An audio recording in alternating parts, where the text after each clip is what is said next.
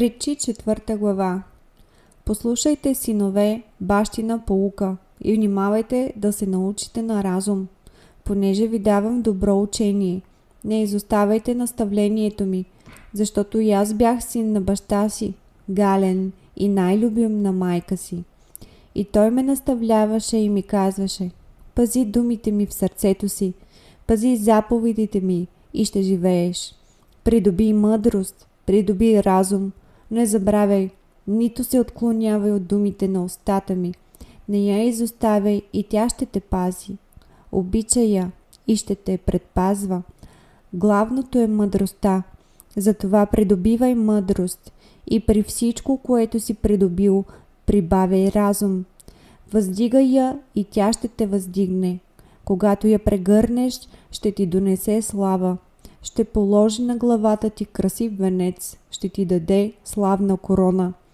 Слушай ме, сине мой, и приеми думите ми, и годините ти на живота ще се умножат. Наставлявал съм те в пътя на мъдростта, водил съм те по прави пътеки. Когато ходиш, стъпките ти няма да бъдат къси, и когато тичаш, няма да се спънеш. Хвани се здраво за поуката, не дей я оставя, пази я, понеже тя е животът ти. Не влизай в пътеката на нечестивите и не ходи по пътя на лошите. Отбягвай от него, не минавай край него, отклони се от него и замини, защото те не заспиват, ако не сторят зло, и сън не ги хваща, ако не спънат някого.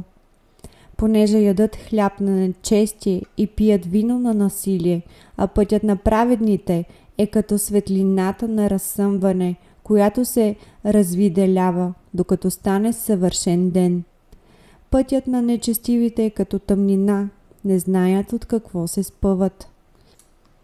Сине мой, внимавай в думите ми, преклони ухото си към беседите ми, да не се отдалечат от очите ти, пази ги дълбоко в сърцето си, защото те са живот за тези, които ги намират, и здраве за цялото им тяло.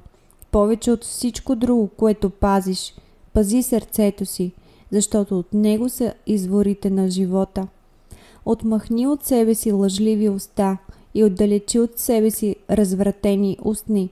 Очите ти нека гледат право напред и клепачите ти нека бъдат отправени право пред теб.